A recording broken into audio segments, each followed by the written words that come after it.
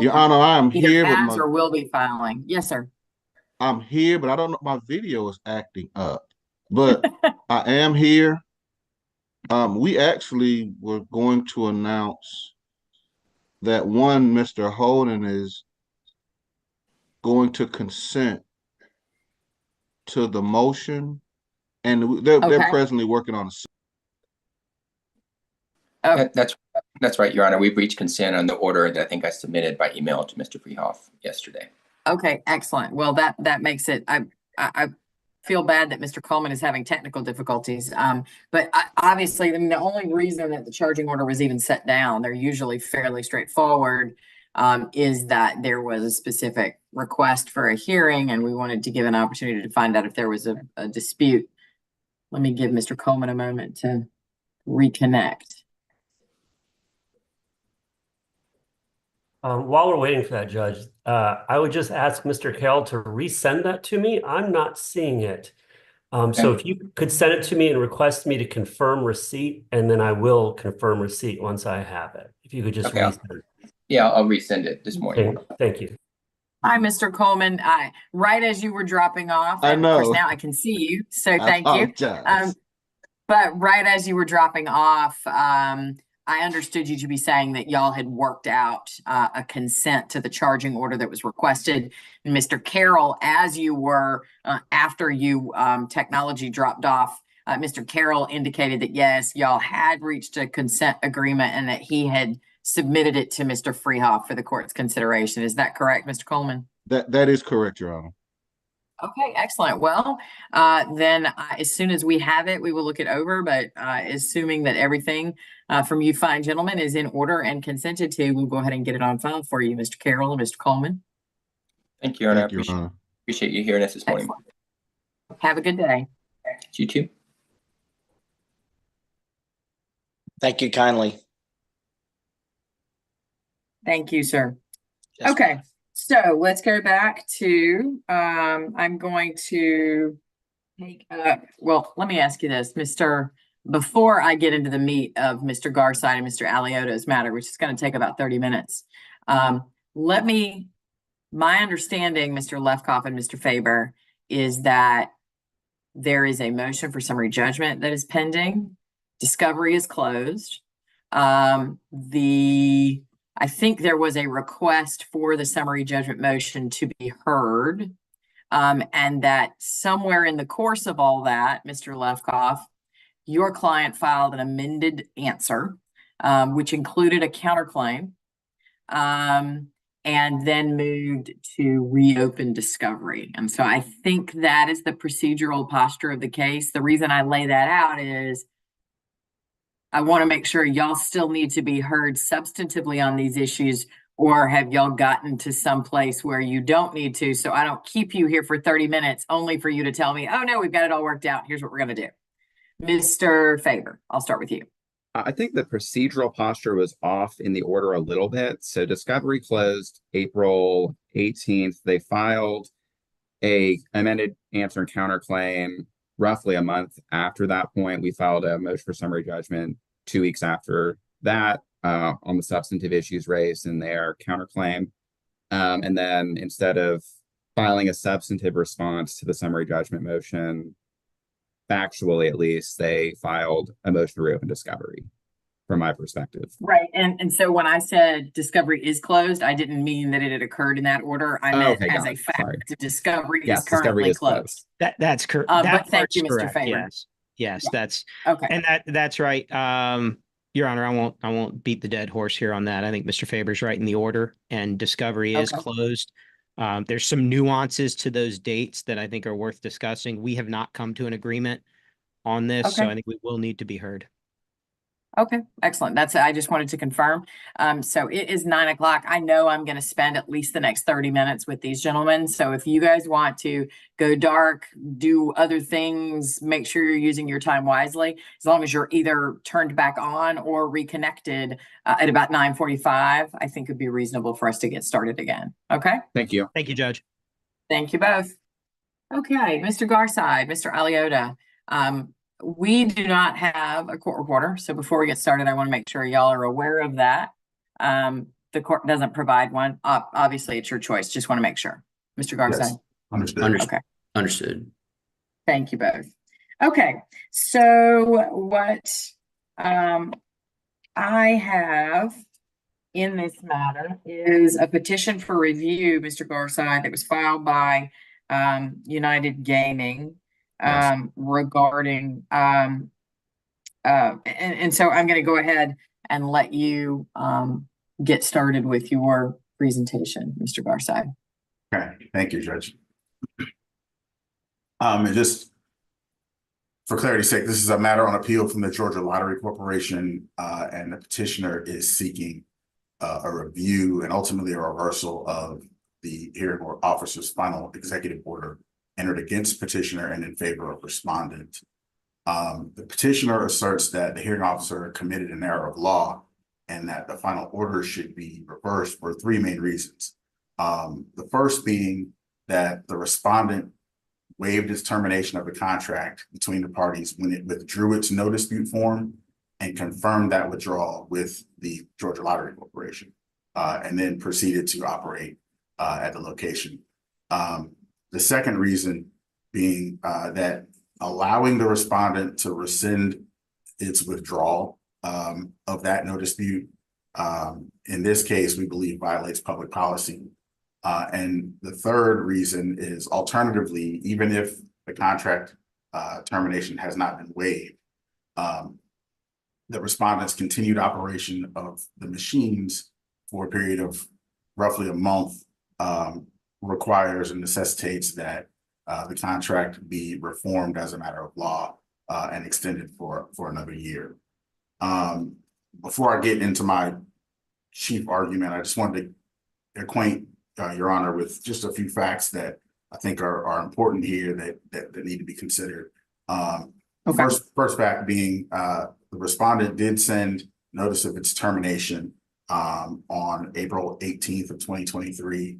And pursuant to that termination notice, the contract between the parties was set to expire on July 12th of 2023. And I think, Your Honor, I've had maybe one or two matters, COAM matters in front of you. So I think my recollection of your understanding of the COAM process is you're not unfamiliar with it, but so pardon me if I'm going over anything that you already understand, but. No, I welcome it. You're right. I hear these cases just frequently enough to know a little bit about them, but Sure. not so often that I'm anything like an expert, which I imagine that the hearing officers you guys frequently deal with have a great deal of expertise on these topics. I do not. So I welcome the education and please continue. Thank you, Judge. So once the termination notice is sent and the contract is set to expire, the terminating party has the opportunity to file what's called a no dispute certification with the Georgia Lottery Corporation, the GLC. And essentially that it's called a dispute certification form. And on that form, they certify that no dispute exists between the master licensee and the location.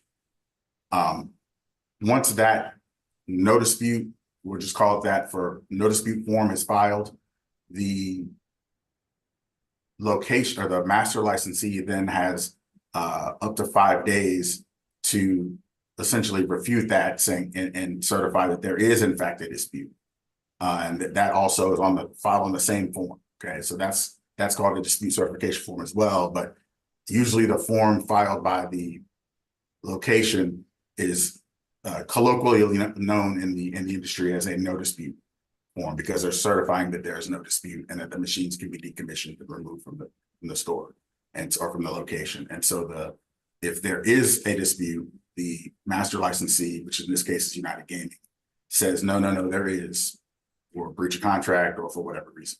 Okay, so the respondent initially submitted a no dispute form on July 14th of 2023, and the GLC notified United Gaming of that submission.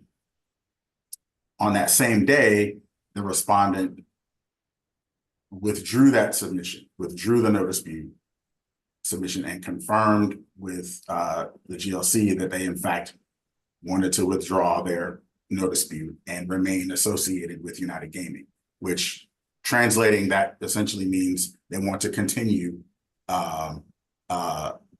in their contractual relationship. Even though the contract would have expired, they are now saying we don't have a dispute, or not only do we not have a dispute, we actually want to withdraw the fact that we have terminated this contract. Are you following what I'm saying? Yes, Okay. so far.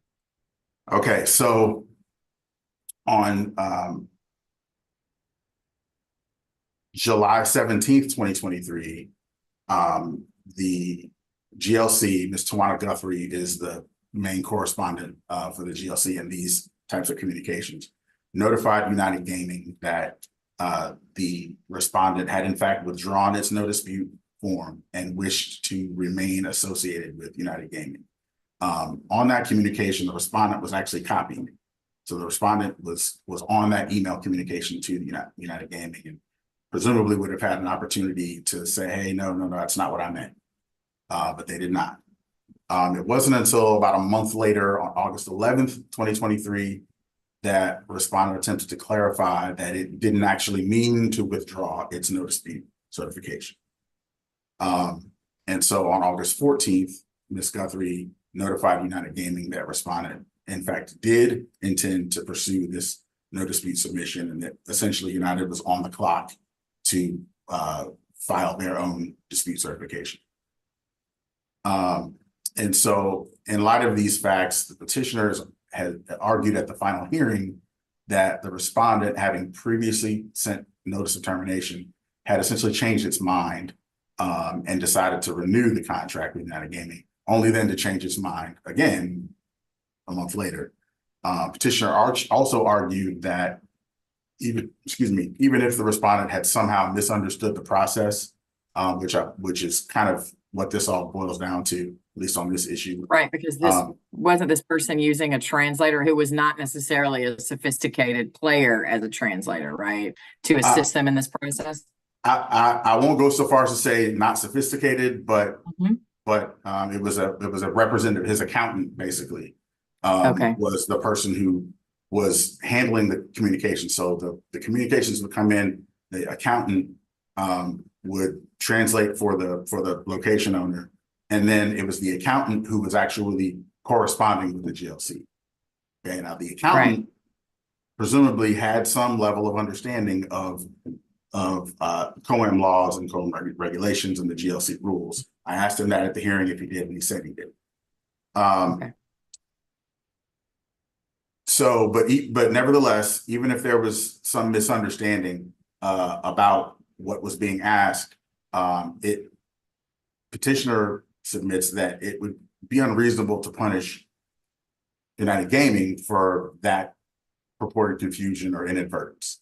Nevertheless, the hearing officer accepted respondent's explanation and ultimately concluded that the contract had properly terminated and that termination had not been waived. And so that's essentially why we're here. So I wanted to get into that first reason I mentioned as to why the final order should be reversed, and that being that we believe that the respondent waived its termination form. And I just wanted to cite real quick. It's in my brief, but I'll bring it up again here. The Yash Solutions versus New York Global Consultants Corp case. That's 352 Georgia App 127. The Court of Appeals basically explained there that waiver of a contract can happen. It can be expressed or it can be inferred from actions or conduct or course of dealing, and may result from a party's conduct showing his election between two inconsistent rights, specifically acting on the theory that the contract is still in force as by continuing performance, demanding or urging further performance, or permitting the other party to perform and accepting or retaining benefits under the contract. You may be aware that, throughout the pendency of any dispute process that goes on, COAM dispute process that goes on, both parties essentially are to continue to perform until that dispute process has been concluded.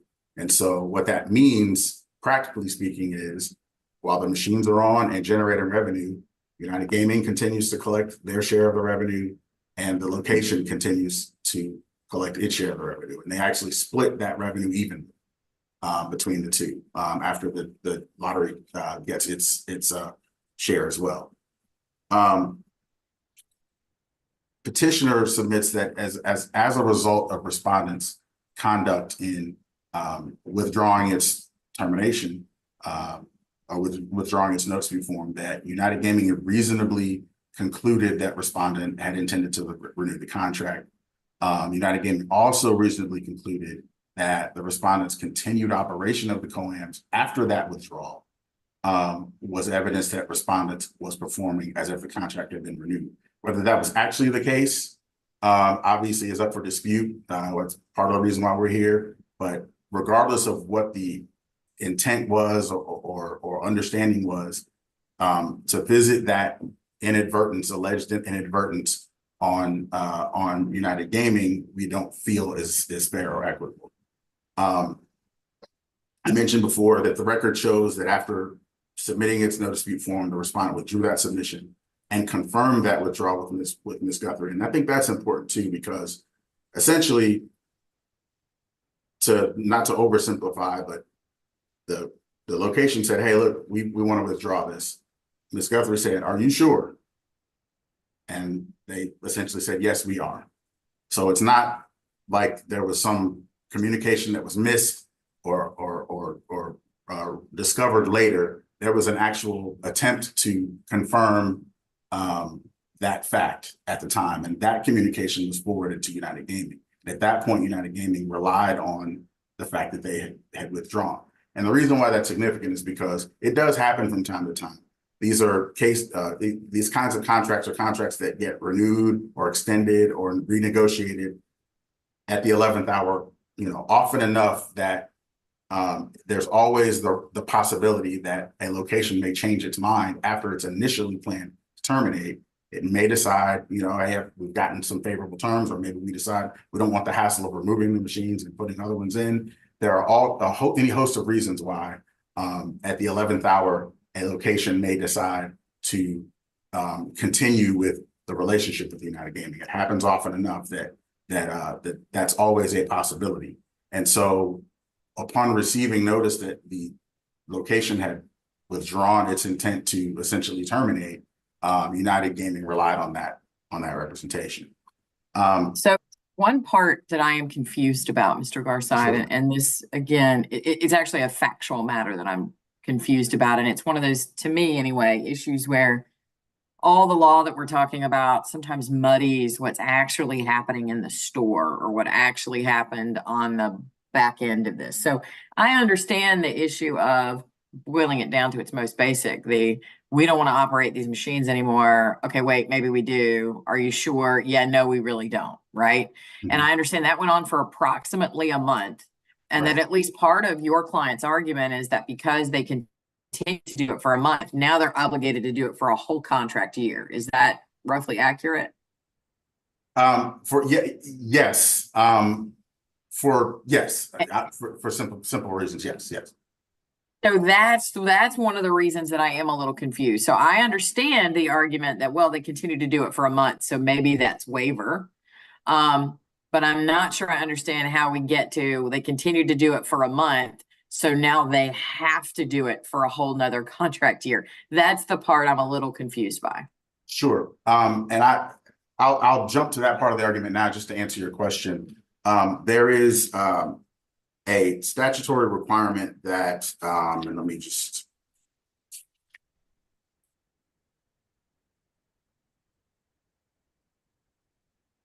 Yeah, so code section 50-27-87B3B precludes the operation of COAM machines under a written contract for less than a year. It has to be, so it's basically designed to prevent things like month-to-month contracts. Of course, right. And so our position is that once you essentially blow past the purported expiration date and continue operating, and take steps in as though the relationship continues to exist, at some point, the operating beyond that purported expiration date becomes a requirement or needs to lock you into an additional year. And so the hearing officer in this case, and I can't remember if it was at the final hearing on this case or at a final hearing on another case that involved Mr. Alioto and I, he asked us if the essentially line of cases that he's ruled on over the past couple of years was still good law. And obviously, Mr. Alioto and I had opposing viewpoints on that question, but this particular hearing officer has acknowledged a number of times. He actually acknowledged it in the hearing that I had with him earlier this week, that there are a lot of holes in the COAM statutes and COAM regulations, and where those holes exist, he himself. What, you mean the legislature didn't cross every T and dot every I when they enacted it? Shockingly, they did not. No way. Yeah. So this particular hearing officer has said a number of times that where those holes exist, he's going to fill them himself, and he will continue to do it the way that he chooses to do it until a reviewing court tells him that that's wrong. And so that happened on a completely separate issue in a hearing I had earlier this week. He said, "This is the way I've been doing it. If I'm wrong, feel free to go find a reviewing court that tells me I'm wrong." On this particular issue, I think it may have been another case that wasn't this one, but at our final hearing, the hearing officer, Judge Alexander, asked us both, "Hey, is this Buchanan oil test, which was the line of cases that he has relied on to rule on this particular issue about when a year extension has to happen as a matter of law." And I told him that I didn't think it was still good law because it focused too much on the intent of the parties rather than the actual conduct of the parties. And so, getting into that line of cases, of Buchanan oil cases, what he basically was saying, there's two parts to the analysis. The first is that there must be evidence that the location licensee had a written contract at one point, but intentionally continued operating the COAMs after the expiration of the agreement with the intent of violating that code section. So there was a requirement, at least on the part of the hearing officer, that there be some, almost like a civil version of mens rea, to circumvent either the contract or the law. And then the second prong of that analysis being that the operation continued for what I quote is what is indisputably amounted to an unreasonable and significant amount of time, thereby successfully effectuating the illegal scheme. So that's a pretty intense, for lack of a better description, threshold to have to meet to then extend. Our position is that it shouldn't matter if the parties intended to circumvent the contract if their conduct does it anyway. And so I wanted to bring to your attention. So, go ahead. Forgive me for interrupting, but let me go back. Everything that you're saying makes sense. I understand the legal construct in terms of that the fact that this relationship continued and the operation of the machines continued is the compelling factor. I guess what I'm not understanding, though, going back to my question a moment ago about in actual practice, what happens, right? So some of the cases that are discussed by the hearing officer in the order and some that you've just referenced are talking about cases where there was clearly an intention by the parties to avoid some of the regulatory requirements that are imposed and to continue operating these machines. But Here, I think what I understand is that the gaming operator, the owner of the gas station, didn't want to operate these machines anymore. And so I guess my point is, at what point do they just turn them off and cover them up and don't operate them anymore? And I know that sounds like it really probably sounds like a very simplistic, silly question, but from a practical perspective, when I've got one side arguing, no, because they continued to operate for a month while they decided, are they withdrawing, are they not withdrawing, then they're obligated to go for the whole rest of the year. Why can't they just turn them off and cover them up? Or is it because they're legally, contractually, or otherwise obligated to operate the machines for the benefit of the master licensee and the Georgia Lottery Corporation? First of all, that's not a silly question, and I Okay. think that a lot of the I'll just say mess that we find on this particular issue is created by the fact that, and I think Mr. Eliotto would agree with me on this, there could be legal ramifications for shutting the machines off before the GL, because as written, pardon me, Judge, I hate those motion detected lights. Yeah. There we go. Sorry. That used to happen to me all the time. I hate those motion detectors. Go ahead. Part of as presently drafted, the rules require that machines can't be decommissioned or removed until the GLC directs it. And so there could be liability that attaches to the master licensee or to the location, liability for damages potentially to the master licensee, and also potential penalty from the GLC if that I suspect that would be a huge reason why. Okay. So, you know. so then essentially the end of that question that I asked you is yes, right? That the answer is that the reason that's not practically an option currently under these circumstances or others is that the master licensee and anyone operating under that license are legally / contractually obligated to operate those machines for the benefit of the Georgia Lottery Corporation once they're given permission to do so. Once they're given permission to do so, correct. And so I believe that also is why the arbitration process is, essentially supposed to wrap up within 90 days. That's the accelerated dispute process, I think, is in some way aimed at helping to reduce the length of time that that dispute hangs in the air. If that answers your question. It does. Thank you. Okay. Thank you, Judge. So I wanted to just highlight a handful of cases. They're in my brief, so I won't spend too much time on it because I realize I've blown past my 20 minutes here. But there were the handful of cases that I did cite offered a little bit of context as to circumstances when an unreasonable delay would constitute or the amount of time to act or failure to act constitutes an unreasonable delay. And so in one of those cases, the Woodhull Corporation case, there was an 8-month delay. The Protective Insurance Company case, there was a 43-month delay. The Orion Capital Partners case, there was a 7-month delay.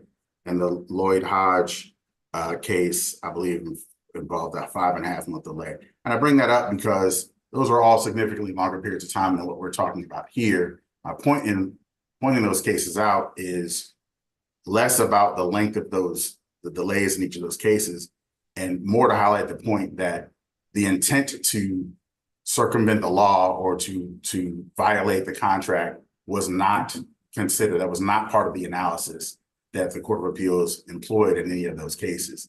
And so I think that one of the things we're trying to accomplish with this appeal is not just getting some guidance from this court on whether the delay in this case was reasonable, but also whether requiring the level of intent that the hearing officer seems to be motivated by or persuaded by, whether that is in fact an appropriate standard to employ in these kinds of cases.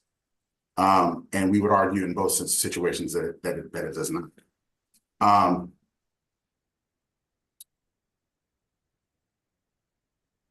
And I'll conclude with getting back to my second point, which is that the allowing the final order to stand as written goes against public policy for a very simple reason. If we let every location owner who doesn't speak great English fall back on, I didn't understand what the law meant, or I didn't understand what you said, every time something doesn't go their way, then we, as an industry, the COAM industry really, really is vulnerable. I believe you saw in my brief, I did. quoted a 88% stat. of gas stations are operated by foreign-born entrepreneurs in the state. That's correct. And that stat came from 2015. I couldn't find anything more recent than that. I have no reason to believe that stat maybe might even be a little bit higher at this point. And to be fair, not every gas station owner owns COAM machines. Okay. They Right, don't, but that's where most of them are. that is where most of them COAM are. machines are in gas stations. And are in gas stations, and most, whether they own the stations themselves or not, most because a lot of these situations are the location license holders are leasing space at the gas station. Those entrepreneurs are also largely foreign. And so in a situation like this, or any other situation where you're presumed to understand and know the law by virtue of you holding the license, right? To be able to fall back on, well, I didn't really understand what that meant, and then escape the consequences of that. I think the ramifications of that could be substantial. And we just don't think that that being a reason, having a quote unquote language barrier as a reason for not suffering the consequences of a mistake could be grave for the industry. Well, but to put a fine point on it, and just to make sure I understand the context we're talking about, I understand your larger point and the potential ramifications of a decision by the hearing officer in this case. But to be clear, the decision by the hearing officer in this case was a finding of fact that the language barrier prohibited this particular operator from understanding or contributed, I guess, to the confusion that was asserted by this particular operator, right? That is correct. That's a fair point to raise, and I would only counter that by saying that there are two, for lack of a better description, two individuals that we're talking about. We're talking about the actual operator, and then we're talking about the representative that spoke on his behalf. And at least as it relates to the latter person, the accountant, right? The latter person explained that he did understand the COAM laws and that he did understand the dispute resolution process. So at some point, when he's the one corresponding and answering the question on behalf of the location owner, that he cannot be absolved from now claiming, oh, I didn't really understand, when that was essentially the whole role that he was serving, was to make clear to the location owner what was being conveyed. Okay. And that's essentially it. We did it a little bit out of order, but that's If we did, I apologize. No, that's not a problem at all. That's not a problem at all. We moot court. That's exactly how they did it when we were in law school. So, and again, for the reasons I just described, we respectfully request this court reverse the final order entered by the hearing officer. I realize that I've blown past my 20 minutes. I'm not by too much. I had a timer going. You're only about 4 minutes over, so you're not too bad. If I have any time, if you'll grant me any time for rebuttal, I promise not to take more than a minute and a half or two. Yeah, no, my rule is if it's your motion, you always get the last word, albeit sometimes briefly. Sure. Thank you, Jim. Mr. Alioto. Yes. Respectfully, I think that that entire presentation was completely off track because this isn't the final hearing. We're not here to have an attorney give his narrative or summarization of what he believed the facts were at not only a summary judgment phase, but also a final hearing. I want to be crystal clear that your role is not to be the trier of fact.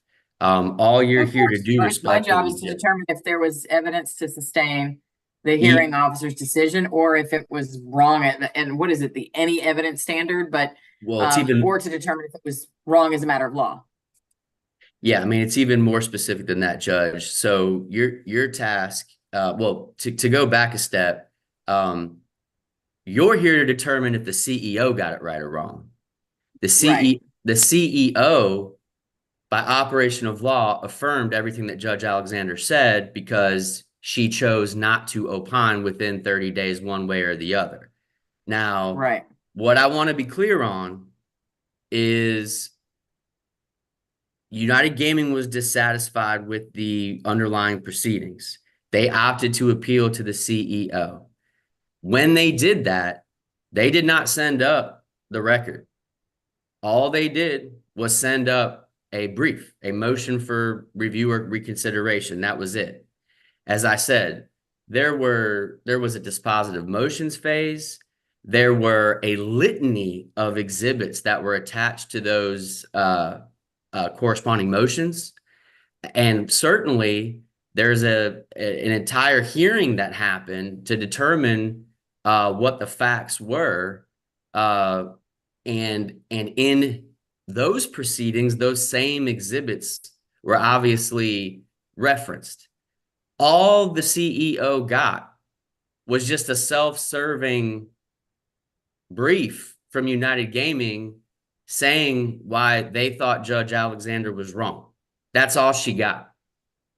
And her job was to determine, is there any evidence to support the facts that Judge Alexander found? That's all she had to do.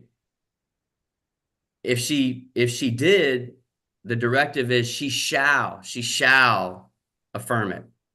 Similarly, she shall not reverse any conclusions of law that Judge Alexander had unless it was clearly erroneous, arbitrary, and capricious. Well, again, United Gaming didn't even get the ball rolling. This isn't a situation where you've got a complaint, an answer, a motion to dismiss, and an order, and the record is just confined to those 4 documents. This was so far beyond that it's frankly, an incredulous appeal to the CEO to say, we think Judge Alexander got it wrong, and here's just, basically portions of our response in opposition to Justin's motion for summary judgment that he sent to Judge Alexander, and his final order, and then just self-serving snippets of what the underlying proceedings were. In that vein, the standard of review set by 5027-102-D5 for your honor is to not reverse what the CEO did with respect to findings of fact unless it's against the weight of the evidence as set forth in 5521, and the CEO's legal conclusions shall not be set aside unless there's an error of law. So we're kind of going to go in this circle where, respectfully, there's just no path for your honor to ever get to a place where you can find that the CEO either went that astray on the findings of fact or went that astray on any legal conclusions when, number one, there's not an official opinion, if you will, but more importantly, of course there's not, because she couldn't possibly know if there's any evidence to support Judge Alexander's facts or if his legal conclusions were clearly erroneous or capricious, because she doesn't even have all of the documents and all of the testimony that was presented before her. Presented before him. And that's why in that vein, this petition, generously speaking, if you count the style of the case and the signature line, I suppose it passes the muster of what got passed last summer on what the new writ of cert was going to look like, or petition for review was going to look like. But if I handed this to, Alan Dershowitz I mean, or Clarence Darrow. I mean, I don't care who it is, F. Lee Bailey. They read that 2-page document and said, well, this is what I know Judge Krause is going to have. This is what her burden of proof is. These are the 2 pages I have before me. I don't even know what this case is about. In fact, I don't even think coin-operated amusement machine is written in the petition. Literally, it just says there was a final hearing on March 25th of 2024 in front of Judge Alexander. There's like one sentence about what that was about. There's one sentence that says it was affirmed by operation of law from Gretchen Corbin, and then it just says we submit that she erred in denying the appeal. And then there's the lawyer information of who's representing the petitioner and who's representing the respondent. So, I mean, I suppose that may have made the statutory minimums of what you have to file, but I think it's, disingenuous, and I think that it's, highly prejudicial to my client to even have to muster up any sort of response to that when nobody can even read that and know what it is you're supposed to be appealing, number one. Number two, to the extent that the GLC sent up their quote answer, which is obviously just the record, once again, that record is now only their motion for reconsideration to the CEO and my response there too. So even if they wanted to sit on their hands and say, well, we're not going to explain to Judge Krause what any of this is. She's going to have no reasonably objective reader of this petition to Superior Court of Fulton County has any idea what I'm supposed to do, what this is about, what I'm supposed to reverse. But we're just going to rely on GLC's answer to have Judge Krause and Justin fill in the gaps at some hearing later. Well, again, we're going in a circle because they don't have the answer. They don't have the record. All they have is the motion for reconsideration that United Gaming filed and my answer to that. So you, just like the CEO has never seen the transcript, has never seen all of the emails that Mr. Garside was referencing, obviously, neither do you, neither can you. And so it's just not appropriate, respectfully, for Mr. Garside to, as an attorney, try to tell you what happened and, do his best to try to inform you of what the record is.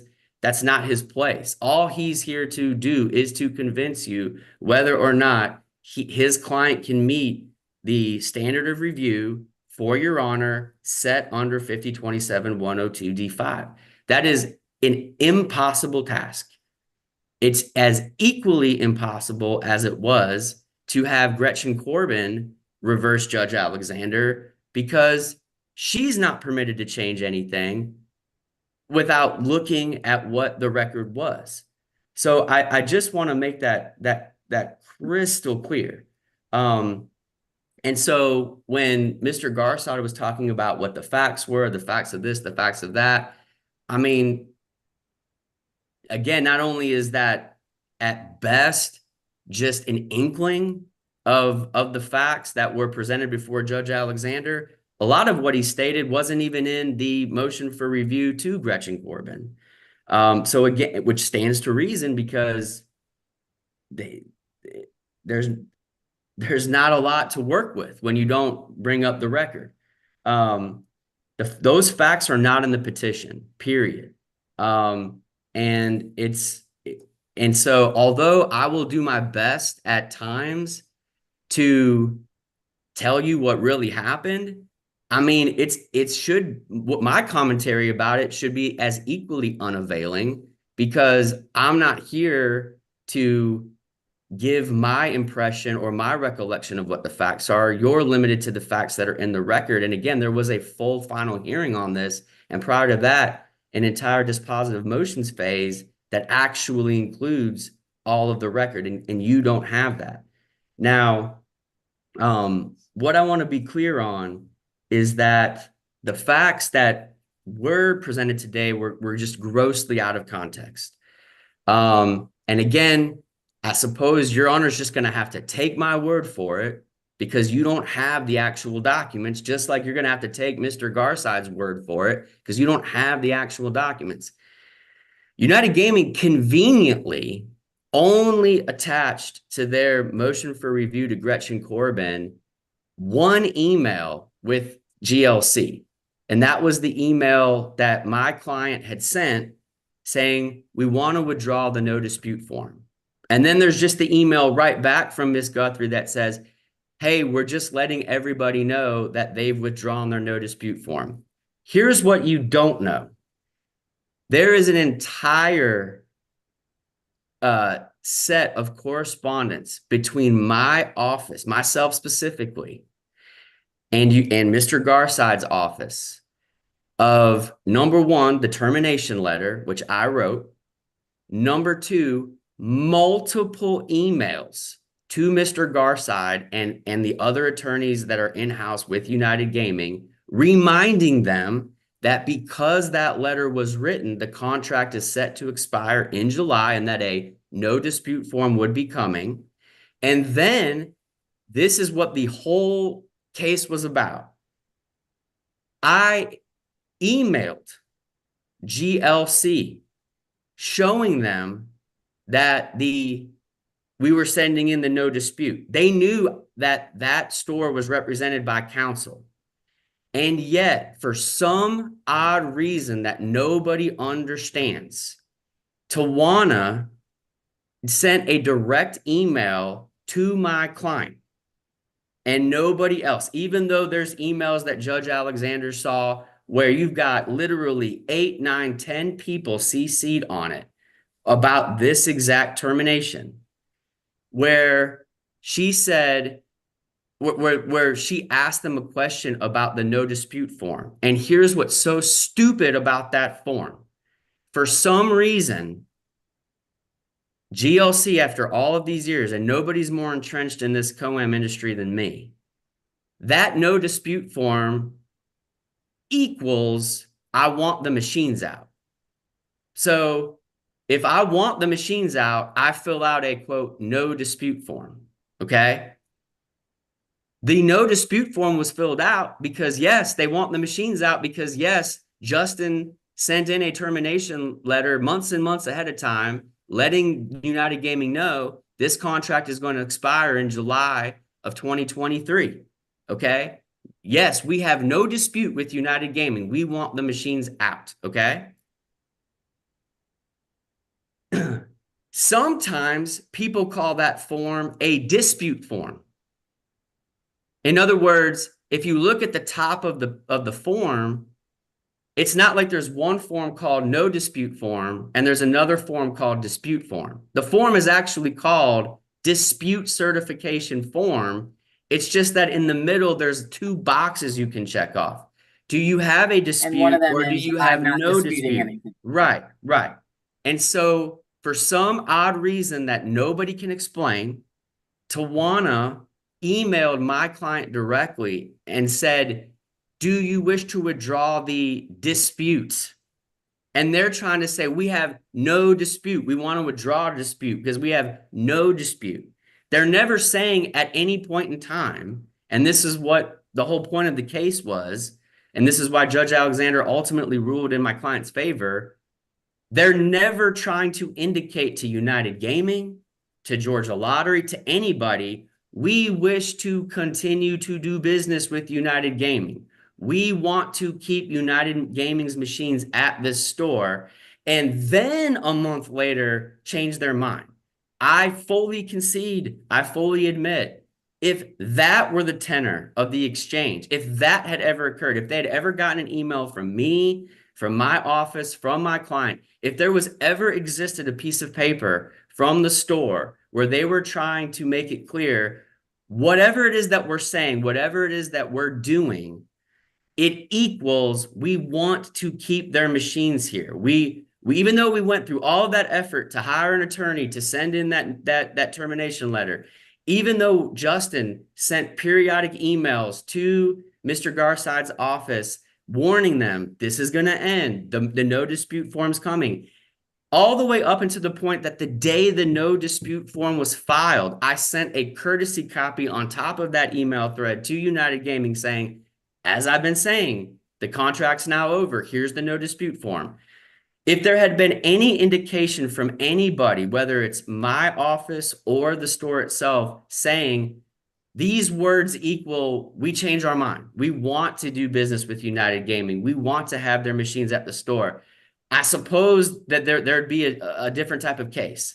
That's not what happened. When weeks went, forgive me for due Yes. respect, Mr. Alioto, but if the primary point of your response is that none of this is properly before the court, and there would be no basis for the court to revisit the factual and legal determinations of the hearing officer, right. because those were adopted in toto by the CEO. Mhm. The CEO, according to your presentation, had nothing in front of it that were in front of the CEO that would have justified reversing the hearing officer's decision. Then why get so far down into the weeds of what the underlying facts are? It's actually very simple.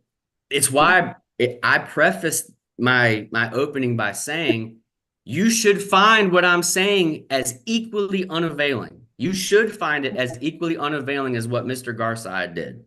But because I'm not telepathic and I can't phone a judge, I have no clue right now, and this is my only opportunity to talk before Your Honor. I have no clue, because respectfully, I did see you taking notes when he was talking. I have no idea what those notes mean. Maybe you were recounting a recipe from this morning that you really enjoyed. I have no idea. But my concern is she giving weight to this factual recitation? Is she giving weight to these legal arguments? And if so, to what extent? So just out of an abundance of caution, I'm trying to, if you're gonna, give any weight to those comments, if your ears are open, if that raised your antenna, that's why I'm doing this. Okay. And I'll keep it within the time. I promise. No, I'm not, didn't mean to imply that you were going over time. I just was asking. That's fine. That's fine. And so, because your recitation of the facts, I understand why you might feel motivated to outline them, because obviously they are, to your client's perspective, so different than what's been characterized by Mr. Garside. I understand. Go ahead. That and the fact that they were the winning facts. So if you're going to consider the facts, I think it's important for you to hear what the facts actually were that carried the day. So I just want to be clear that, if you look at the final order that Gretchen Corbin had in front of her, that you now have in front of you, and I put in my answer to the petition for review basically 7 or 8 bullet pointed quotes from that order, where Judge Alexander is going out of his way to explain, hey, I denied Justin's summary judgment motion because, look, is there possibly an argument that could be made that I would want to entertain, where I'm going to let United Gaming argue this waiver position? Sure, I'll deny it in that posture. But okay, now I've heard the testimony of the store. It's exactly what Justin said it was. And we know this because the first time Justin got an email from Georgia Lottery, because I didn't even know that exchange had happened, I followed up innocently with Georgia Lottery on my email thread that had the 7, 8, 9 people saying, did you guys ever process this? Only to find out from Tawana, yeah, about 3 weeks ago, your client said that it was withdrawing the no dispute. That was news to me. I had no idea that they had communicated independently like that on that one exchange. And so, of course, I immediately said, no. They, to the extent that they are saying they don't have a dispute or they're withdrawing their dispute form, It's only because they're saying whatever that means to get the machines out, we want them out. Now, that's what Judge Alexander ruled on. And it's as equally important to make clear that when you're talking about waiver in the classical context that Mr. Garside referenced, two things. Number one, that would be under generic common law contract principles. We are operating in the highly regulated COAM industry where you are confined by various statutory and internal rules, procedures, and directives. And so right off the bat, that generic sort of waiver issue doesn't really hold water because, as your honor already commented, in the highly regulated COAM industry, somebody like Judge Alexander, who at best is maybe one of 10 individuals in the state of Georgia that are authorized to overhear COAM arbitration disputes, he knows the ins and outs of what these papers say, what these papers mean, what the terms of art represent, so on and so forth. So that's number one. More importantly, number two, that is a red herring because, again, the waiver argument only holds water if the conduct from the store was trying to indicate we want the machines.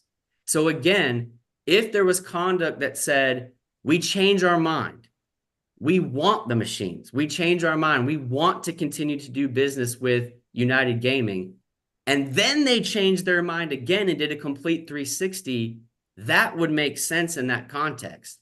But in this case, as Judge Alexander pointed out, there is nothing, there is never a single sentence, nothing where they ever said, we're reversing course, we want their machines. We want this to extend past July 12th, 2023. So that doesn't really matter.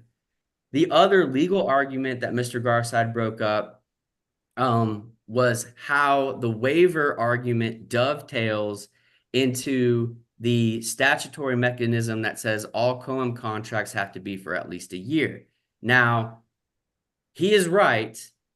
I was asked by Judge Alexander if I thought the Buchanan test was right. And I also said no, but for a totally different reason, which is you just made that up, Judge. I respect that you're trying to give master license holders a chance to make the argument that maybe there could be a fact pattern where, based on the course of conduct between the master and the location license holders, if they conspire to circumvent the law and the machines are still running, is there a set of events where somehow you're going to manufacture a 1-year minimum from the end of the previous contract term? I said, I don't even think you can do that. I think that's overreaching because there's no such thing as breathing life into a contract that's dead. Once a contract's terminated in the COAM law, because it's a highly regulated industry, there's no such thing as course of conduct equating to a new contract started. But nevertheless, I understand that he at least gives master license holders a chance to argue, did the parties act in such a way that perhaps you, Judge Alexander, have no choice but to manufacture another year minimum? And even when he did that, which I don't even think he's allowed to do, in his order, he showed, I even gave weight to the Buchanan test. And I say Buchanan test like everybody knows that he made it up, but just fine. And neither of these prongs are met because certainly there is nothing on the record to show that the parties decided to collude together to circumvent the law, or that even Justin's client alone was trying to circumvent some part of the law to try to be sneaky, to try to weigh its options on which master license it wants next, whatever the case may be. And then number two, even if United Gaming could have convinced me that that is the mens rea that the store had, the only time I've ever given the master license holder a free year, if you will, is if that conduct was for at least 40, 50 days. This conduct was basically 3.5 weeks, and the conduct was specifically the moment Justin got included on what had happened between Tawana and the store directly, he immediately made clear they do not want the machines. In that vein, it is not like United Gaming missed the boat on something. If my client says no dispute, I want the machines out, their job would have been to say, well, I think you have a contract with us. We're going to file an arbitration claim. It's not like they lost that opportunity. 3 weeks later, when Tawana corrected the situation and said they do in fact pursue a no dispute, meaning they want the machines out, Tawana said to United Gaming, if you disagree with that, you've got your same 14 days to file your arbitration claim. So they had every opportunity. They never lost anything. There's no prejudice by that 3-week delay. And what I argued in front of Judge Alexander that is completely incredulous, completely disingenuous is if you ever looked at the underlying arbitration demand, it is not as though the demand says we're filing this because although Justin sent in a timely and proper termination notice, these guys waived their right to do this because of this whole email exchange that happened over the last 3 weeks. Instead, the first sentence of their arbitration demand is, we still have our contract. There's no mention of the termination letter, none of that. So they were still trying to argue that the contract itself was still active. It wasn't as though the sole issue for Judge Alexander when the claim was filed was what we're talking about today. So they were still trying to argue that either the termination notice wasn't timely or it was timely, but there was some fatal defect in the wording. I mean, that was still up for grabs when they filed their demand. It wasn't like the sole issue for Judge Alexander was waiver. It devolved into that, and that's what the summary judgment motion was for, and that's what ultimately the hearing was for. By their rationale, I don't see any difference between them wanting you and Gretchen and Judge Alexander to say stores are bound to a master license holder for another year based on what happened with Justin's client versus stores like the ones Justin represents in this case are tied to a master license holder for another year simply because they got the process started 2, 3, 4 days after the contract supposedly ended.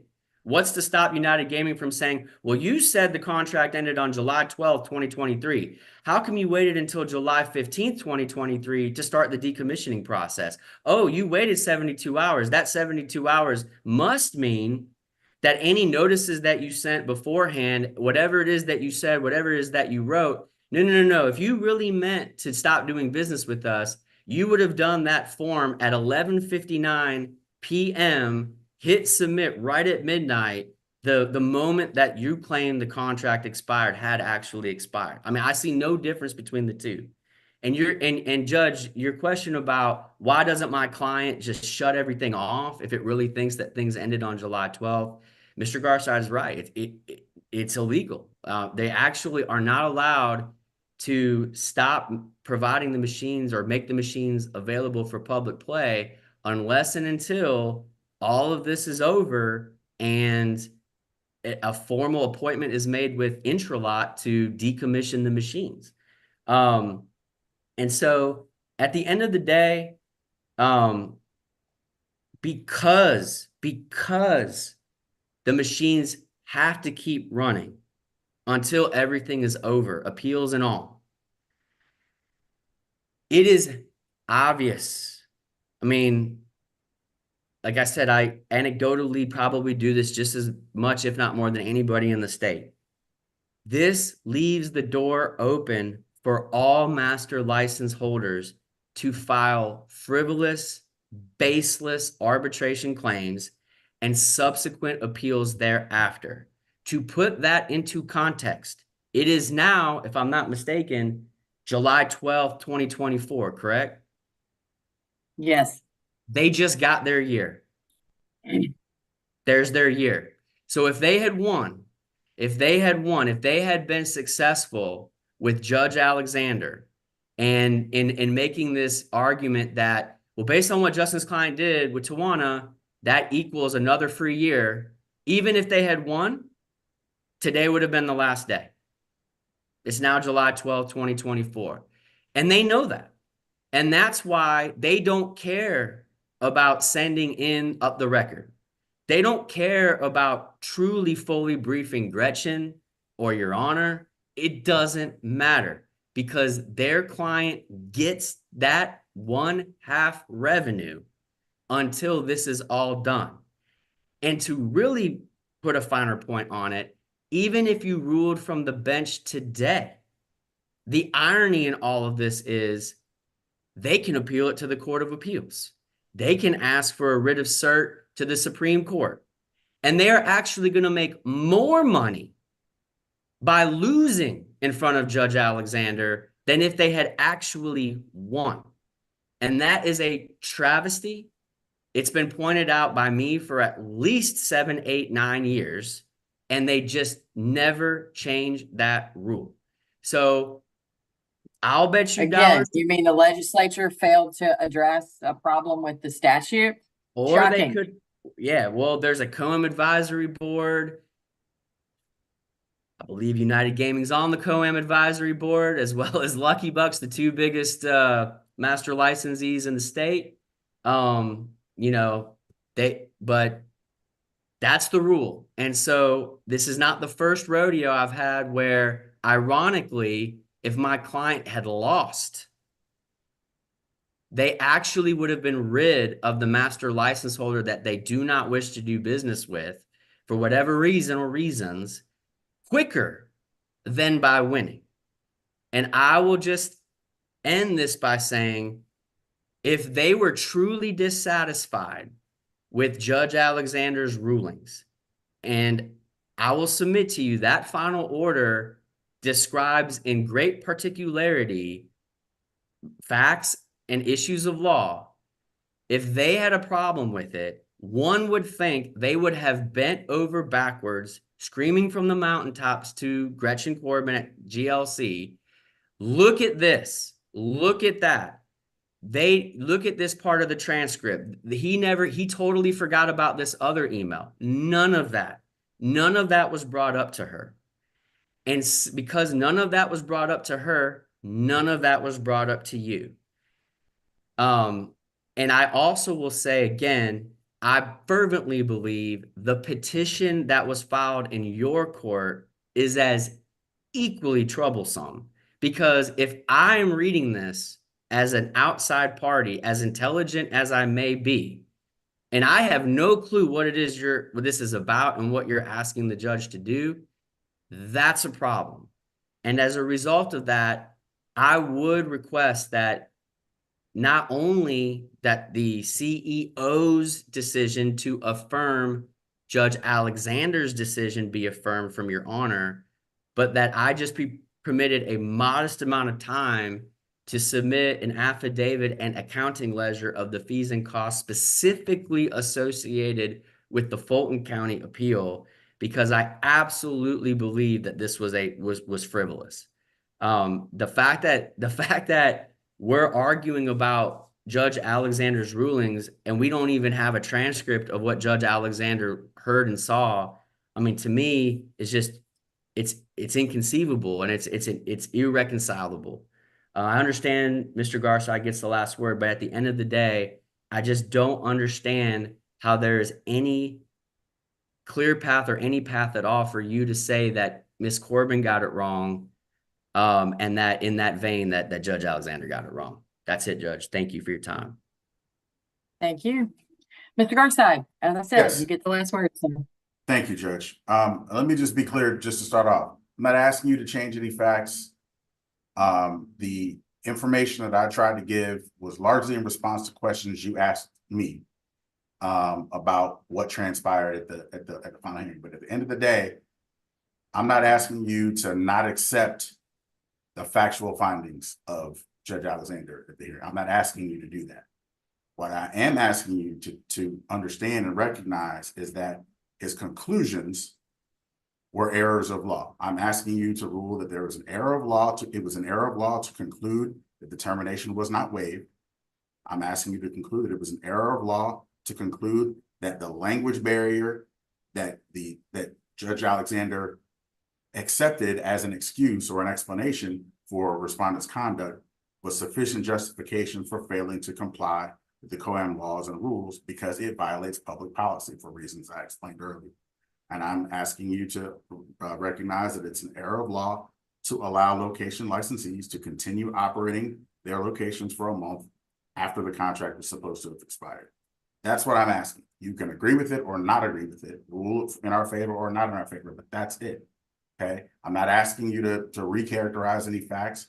The record that was attached, the documents that were attached to our petition, I believe contain all the information I think you need to determine whether Judge Alexander's final order was an error as a matter of law. That's it. And that's all I really wanted to point out. That concludes my review. Okay. Thank you both. My general practice is to sometimes I roll from the bench. But I'm not going to do that today. But you will have a ruling quickly. What I will typically do is take the matters that you guys have presented to me, excuse me, take a final opportunity to review the matters that are part of the record that I think are important for the court to finalize in terms of a review. Excuse me. And then what will happen is likely you will get an email from Mr. Freehoff that says that I have decided this petition for review and that I'm going to rule in favor of insert name of party here. And then frequently we'll ask for a proposed order that I can then edit from the party who prevails. My intention is to get that to you. It probably won't be today, but it will be next week. You will have an answer by next week, and whoever I answer, the sooner you get me that proposed order, the sooner I'll have an opportunity to review it and get it on file for you so that everyone can, take whatever measures, go from there. I always try to be efficient so that I'm not delaying anybody unnecessarily. Anything else that anybody needs from me before I bid you good morning, Mr. Garside? No, Judge. Thank you so much for your time. Mr. Alioto? No, Judge. Okay, excellent. Well, again, thank you for your time. Again, thank you all for your fluid, willingness to move these dates around. I really do appreciate it, and I am sorry about having to move it in the first instance, which then caused the conflict that we moved it for Mr. Garside. So I appreciate your willingness to work with me on that, and I will get you a ruling as soon as I can. Thank you. Thank you, Judge. Mr. Lefkoff and Mr. Faber, I am going to take about 5 minutes to grab some more coffee, and then I will be back with you. Okay? Thank you. Understood. you. No problem, Judge.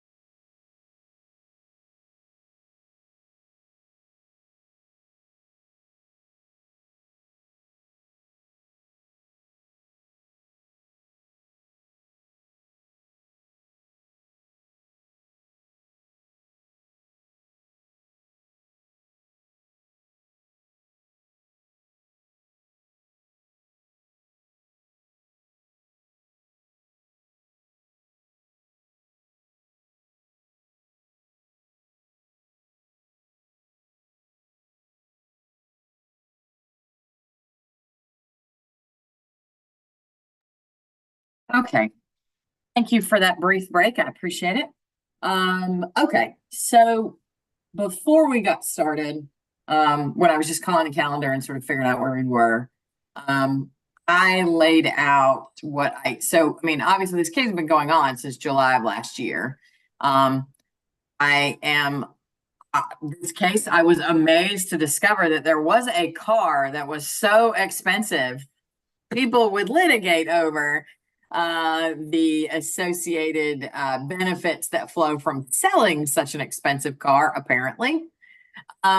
But in any event, my understanding is obviously this case was filed back in July. The court entered a scheduling order of its own in September of 23. When we issue, I don't know the exact dates, but I do know as a general principle that when the court issues its own scheduling order, it typically is a very abbreviated discovery period. And then it appears to me that the parties then agreed to an extended discovery period in March of 24 that took the discovery period through, hang on one second, I'm waiting for my computer to wake up. I believe it's May Discovery 6th. period through May 6th, and then the dispositive motion deadline was June the 6th. So, I understand that right around the same, well, let me say this. Let me start our discussion with this question, Mr. Lefkoff. I understand that there's some characterizations about why they filed their summary judgment, when they filed their summary judgment motion, and of course their response as well, because that was when it was due. And there's all of that associated, but there is a procedure by which a party can say, I'm not able to respond to the summary judgment motion because I don't have discovery. And although I think that's the argument you're making, I don't think that rule is being formally invoked because there was an opportunity to do discovery that was not conducted. And so I think what I need to understand better, well, at least, I'm sorry, Mr. Faber characterizes that there was an opportunity to do discovery that was not done, in fairness. I think what I need to understand, Mr. Lefkoff, to start this discussion is how and why is the addition of this counterclaim really a new issue that requires a new set of discovery, and for the court to hold off on addressing the summary judgment motion rather than simply, as characterized by Mr. Faber, an effort to delay and to get a second bite at the discovery apple that perhaps wasn't done during the regular discovery process. Mr. Sure. Lefkoff. And Your Honor, I appreciate the opportunity to go through that. I think you've hit on really the big issue. And the reason is it's a date reason. So when the parties agreed to the joint motion to amend the scheduling order, the reason was because we had tried to engage in settlement talks. We had conducted written discovery, and we were coming up on a discovery deadline without having yet taken party depositions. And so it was in everybody's benefit to try to get that deadline extended. And admittedly, I mean, I think everybody agrees, I think it was 2 months that it was extended. It wasn't some really super lengthy request. But nonetheless, it was 2 months. We took on April 18th, we took Mr. Faber and I took the opposite party's deposition. And in that deposition on April 18th, with discovery ending May 6th, the plaintiff testified that there was this transaction for a $127,000 Maybach that his friend was going to purchase from the defendant. And his testimony, as briefed by both of us, was that he told him essentially not to do it and don't go through with the sale. That was the first we had ever heard of him telling anyone, don't buy a car from the defendant. That was the first we had heard of this other person at all, despite requesting in our discovery requests and our interrogatories for anyone, these frankly standard discovery requests asking for anyone with knowledge of the facts of the case that were sent in October of 2023. There was no supplement to those responses. We had no idea who this guy was until April 18th. Now, I will admit to you, and Mr. Faber correctly points out, and Your Honor knows, that discovery did not end until May 6th, which gives us, I'll fall on the sword on that. It gave us about 2.5 weeks to pursue further discovery on who this guy is, what was the conversation, try to reach out to him, seek perhaps a deposition of, I mean, I don't even know the guy's formal name. It was Big Boogie in the deposition. And, but figure out who he is, how to contact him, all of the things we need to do. And discovery did end without us doing that. I mean, the facts are the facts. Mr. Faber, what we did do was we filed our amended counterclaim with this new information. And frankly, because we didn't know it until that point. So it wasn't something we could have asserted 6 months prior, 7 months prior, 5 months prior. It wasn't learned until April 18th. And then by the time you get the transcript and, et cetera, then we filed our amended counterclaim. Mr. Faber then filed his motion for summary judgment on that counterclaim. And keep in mind, Your Honor, his motion is limited to just that counterclaim. So he files the motion on the counterclaim on June 6th. He's a good lawyer. He did it in the time by the deadline that the court issued in its scheduling order. And we have since responded that without performing additional discovery, frankly, I think he's got a good argument based on what's before the court today. I'll admit that. We have filed our motion to extend or reopen discovery. We have filed a motion to stay, as part of that motion, to stay this motion for summary judgment and extend the deadlines. And again, Your Honor, as I stated in our reply brief, this is a very limited request in time. We're asking for the court for another 30 days to conduct discovery and just to extend the deadlines thereafter by 30 more days. There's no, as I stated in our reply brief, there is no prejudice. I mean, Mr. Faber may disagree with me, but I don't believe there's any prejudice to any party to give another 30 days of discovery in this case.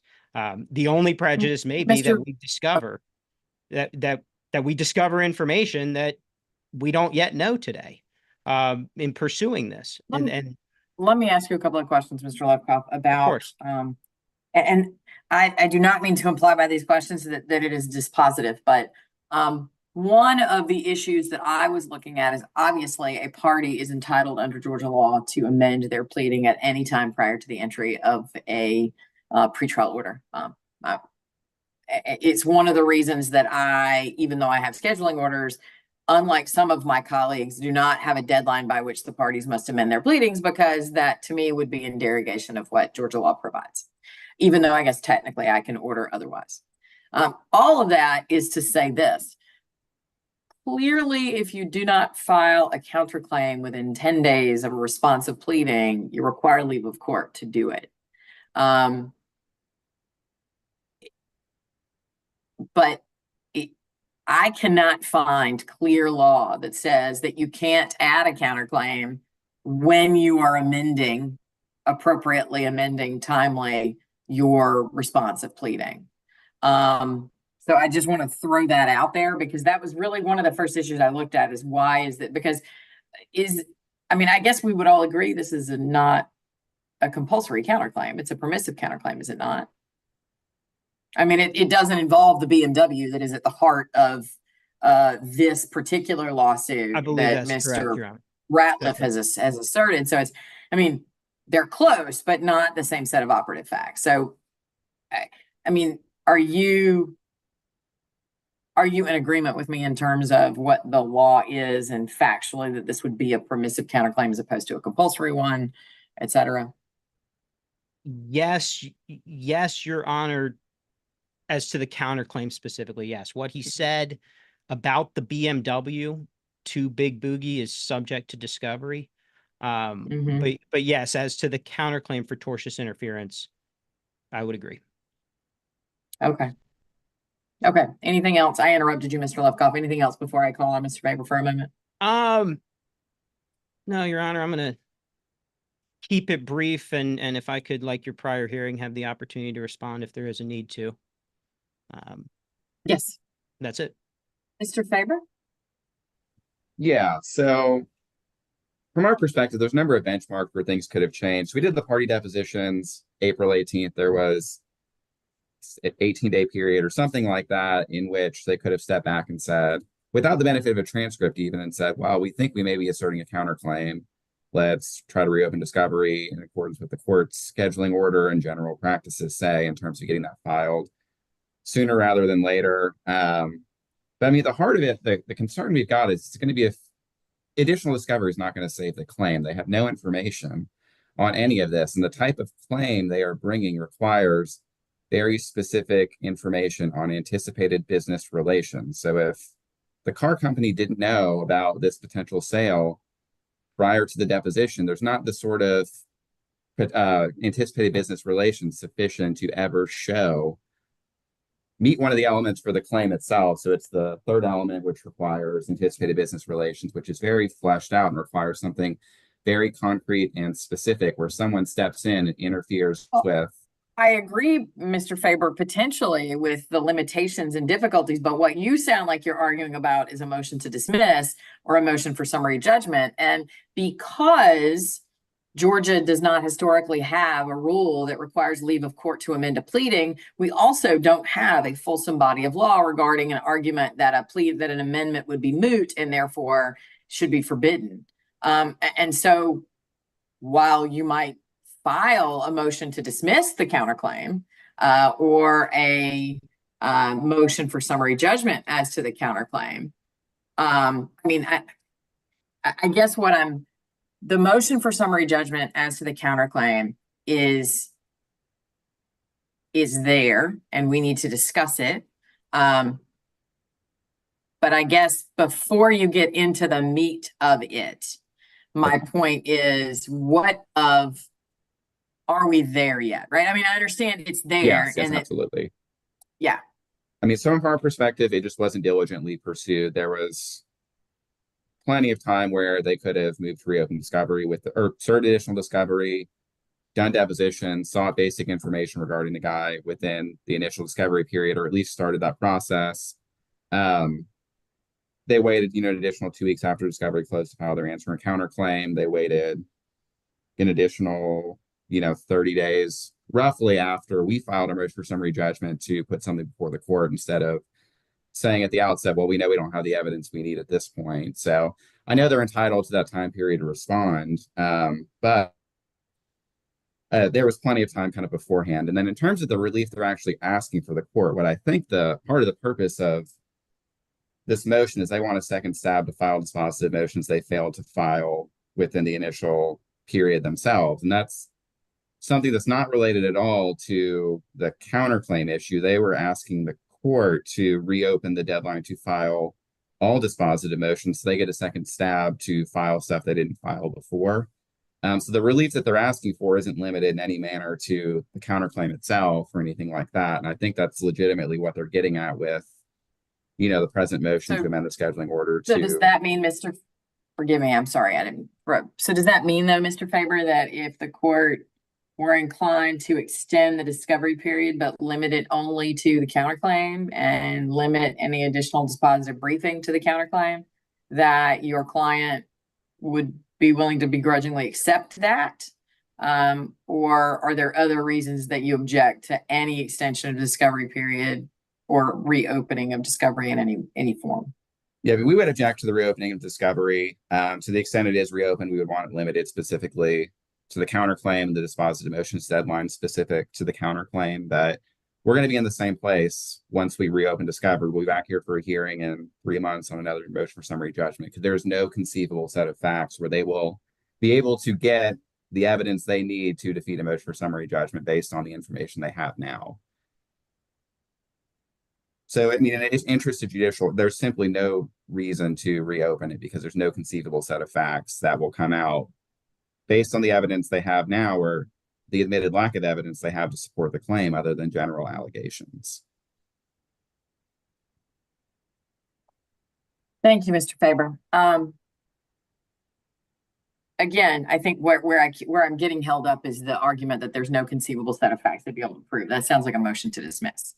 And that's not really where we are. with discovery closed, I think you are legitimately there are no facts to demonstrate entitlement to the relief that they seek currently, potentially. But okay. Mr. Lefkoff, am I correct? And when I look at the motion to extend discovery, you're looking for discovery to be reopened until August the 6th, and understanding that as we sit here now, it's July the 12th. So if I grant your motion, you have, I don't know, about 20 days worth of discovery. And what of Mr. Faber's point, if I am inclined to consider extending discovery, limiting it to the counterclaim itself, because obviously there was time to pursue discovery, including an extended time period that the parties agreed to originally on the underlying claims. Yeah, and Your Honor, I'd start with that. I think there's real concern on the plaintiff's side that there are dispositive issues in favor of the defendant. And I think there is. I mean, I understand where they're coming from to limit the summary judgment or to limit everything, frankly, to the counterclaim, because we did have a scheduling order with deadlines in it. And we took depositions within discovery and before the end of the deadline for dispositive motions. So I get where he's coming from, but I do think there's concern, and I think we do have, I think we do have some dispositive issues on our side that would support a motion for summary judgment. And I will admit to the court, of course, that we did not file by that original deadline. That said, I don't know what Big Boogie is going to say. I don't know. I don't even know his name. Isn't that in part because you don't know who Big Boogie is, and there's a real question, the extent to which you're going to be able to figure out who he is? I won't know until I try. I won't know until I try, Your Honor. I don't know. And I do know that the plaintiff had an affirmative duty to supplement his discovery responses, and he didn't, right? For months, he was Big Boogie, whoever this guy is, was, I mean, I can't help but laugh when I even say it, but Big Boogie was not listed on as a witness, as having any knowledge of any facts of the case since October, when our interrogatories were sent. We didn't find this out until April 18th. Do I know if his story is going to show that there's no set of facts, there's no support to our claim? I have no idea. Do I know if his story is going to support the claims, the plaintiff's claims, right? Do I know what he's going to say that the plaintiff admitted to him or told him about the transaction involving the BMW? I don't know. I just know that he is a witness that clearly has knowledge about what happened, because Mr. Ratliff, the plaintiff, told him what happened. And in telling him what happened, that caused, at least according to Mr. Ratliff's own testimony, that caused him to not buy the Maybach. My client may not know who that is because nobody puts on a credit application Big Boogie as their name. So until we know who that is, my client can't tell the court or opposing counsel or Mr. Ratliff who this guy is, that they had a sale set and it fell through. They can't provide the information because they don't know who he is. So we need to get that from the plaintiff.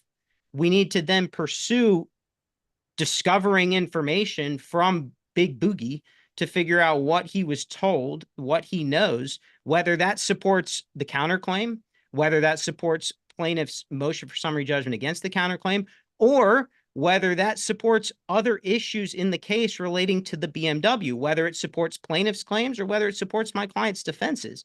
I don't know. Well, but Mr. Lefkoff, let me ask you a question though. One of Mr. Faber's points in some of the responsive briefing that I saw is that if the argument is that Mr. Ratliff interfered with a potential contract between AX Auto and Big Bogey to buy an incredibly expensive car, wouldn't AX Auto have information about that?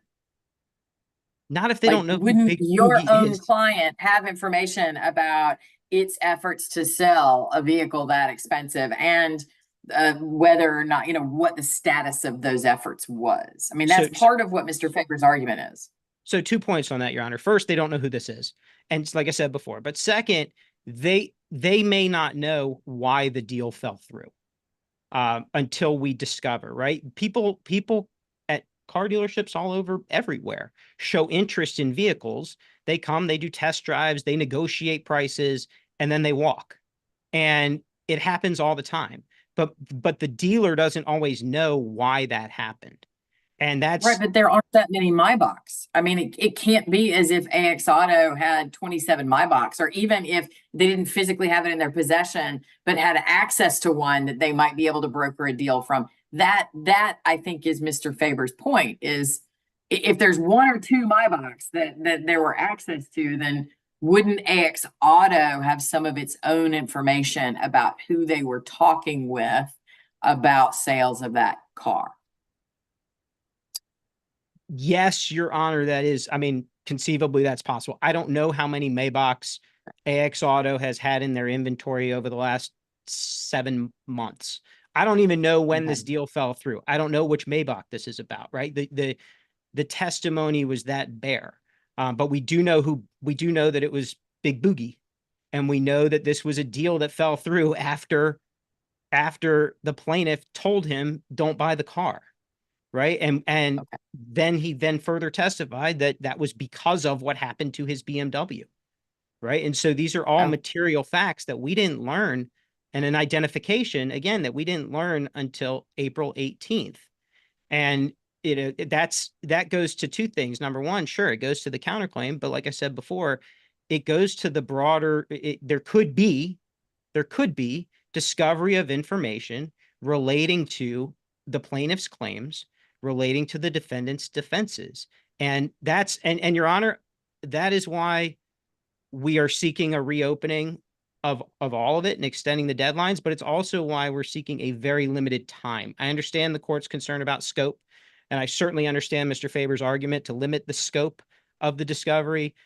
We're asking the court to limit the time that we can do this, because, like I said at the very onset, there's no prejudice to any party to do that. If we limit the time and extend 20 to 30 days on discovery, and then extend the motion deadlines accordingly, then there's no consequence outside. And I understand the court's calendars. There's no consequence other than the court just hearing this case later than it otherwise might have. Understood. So,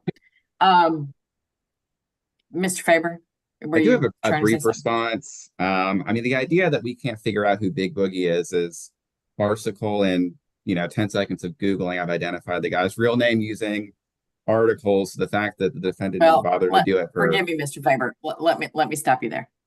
And the reason I'm stopping you there is because you're getting down into the substance. And that's not really what this is about. What this is about timing and scope. And as I said a moment ago, for better or worse, Georgia law allows for the amendment of pleadings at any time up to the entry of a pretrial order. And most of the time it doesn't matter. But occasionally issues arise like this, where either the plaintiff or the defendant will amend their complaint, which they are in, or their responsive pleading, which they are entitled to do, but in a way that requires some additional consideration. And because that's allowed under Georgia law, I believe that Mr. Lefkoff is entitled to some limited opportunity to discover the facts underlying that cause of action.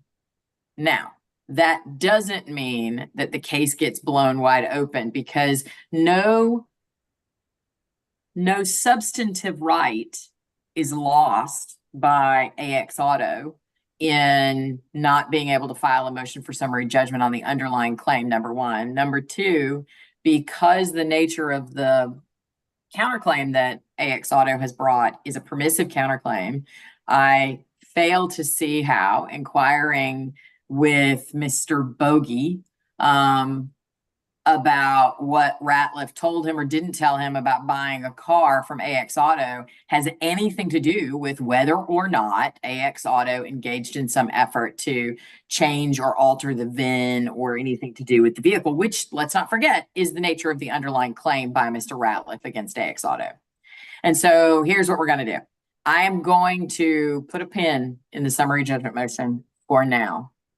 I am going to extend the discovery period to some date that we're going to discuss in just a moment. It will not be a long window. The scope of that discovery will be limited to the facts supporting the counterclaim. Now, to the extent that perhaps some of that overlaps, and to the extent that the parties also wish to follow up on their obligations to supplement discovery in advance of trial, relative to the entire case, that's a different issue. But in terms of the scope of original or initial discovery that may be served in this extended window, it will be limited to those issues associated with the counterclaim. And I will extend the dispositive motion deadline, but it will be as to the counterclaim. It will not be as to the case as a whole. And the reason is, although ultimately parties like to have their cases resolved by summary judgment, which is why we have that deadline, ultimately no party is losing a substantive right by not being able to file a dispositive motion on the underlying complaint now that the deadline has passed, because there will be plenty of opportunities for the parties to put those issues in front of the court prior to or during or after a jury trial if one is had. Now, going back to all of that, here's my question. I don't want to blow open, I don't want to blow anything wide open, but I also don't think August the 6th is reasonable because it's July the 12th. But because I am limiting the scope of discovery, what I would be inclined to do is limit it to some time period that's reasonable and then shorten the time period that the parties have to respond. Which means I would, whatever order I would ask for is let's agree on an end date. I'm throwing out dates here, but what I might consider is September the 6th, which I think is a Friday. It is, Your Honor. Calendar. Yes, September the 6th, which is a Friday. And then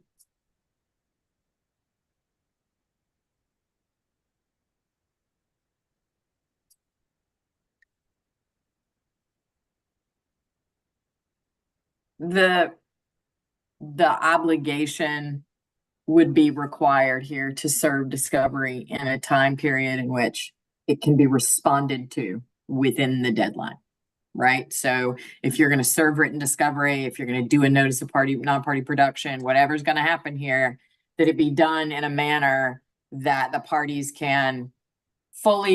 would have time to fully respond to it. And if I have to order that it be responded to in less than 30 days, I would be willing to do that. So long as it's reasonable. I mean, I'm not going to order somebody to answer within 2 days, but 15 days or something like that would be reasonable. And then the summary judgment deadline would follow, probably in late September the 27th. And then y'all would be looking at a trial date, probably a pretrial in November, pretrial and trial in November. That would give the parties time to finish briefing. And then I would take up all the summary judgment motions at that time, unless, of course, the parties resolve their issues prior to that time. That's generally what I'm thinking in terms of asking the parties to draft some sort of proposed order that addresses those issues. Again, it would be moving the deadline. So technically I would be granting Mr. Lefkoff's motion to extend discovery or for an amended scheduling order, because I would be entering an amended scheduling order. But that amended scheduling order would limit the scope of allowable discovery. The reopening of discovery would be limited to issues associated with the counterclaim. And the summary judgment deadline would be limited to issues associated with the counterclaim. Now, Mr. Faber's already filed a motion for summary judgment as to the counterclaim. He can amend, he can add to, he can make it more fulsome. Mr. Lefkoff might discover information that he wants to move for summary judgment on his own counterclaim. But what I will not allow is for AX Auto to go back and file a summary judgment motion as to the underlying claims because that deadline has passed. And no one asked me to extend the deadline prior to it having passed. Questions, thoughts, concerns about that general outline before I ask one of you to reduce it to writing? Other than perhaps that you disagree with my ruling, but my ruling being such as it is, if there are logistical concerns or timing issues, what are your thoughts, Mr. Faber? I have no issues with that. Okay, Mr. Lefkoff? I am the same, Your Honor, no problem. Okay, so can the two of you please, Mr. Lefkoff, technically I'm granting your motion. So if you would provide me with a proposed order, granting your motion for an amended scheduling order, staying the summary judgment motion, and then outlining the discovery, the new discovery deadline, the new summary judgment deadline, and the limited scope of both of them. If you'll give me that, we will add in the new trial month, and whatever language I might decide I want to add that indicates, that the parties are clearly limited to, the scope of this is clearly limited to the counterclaim. And just a reminder that to the extent that there are discovery issues that arise during that time, my standing order requests that you call my office or email my office and ask for an informal conference so that we can have a discussion and resolve the issue without the need for a whole bunch of briefing. And that would include, for example, a request to expedite somebody's discovery responses so that they would, be answered by the deadline. Everybody clear on what we're going to do? Yes, thank you. Sounds good, Your Honor. Can I get that to you on Monday? Is that all right? Yeah. Oh, absolutely. Yeah. I mean, Monday's fine. Okay, perfect. Okay. Thank you both. Everybody. Have a good All right, day. thank you. Nice meeting you.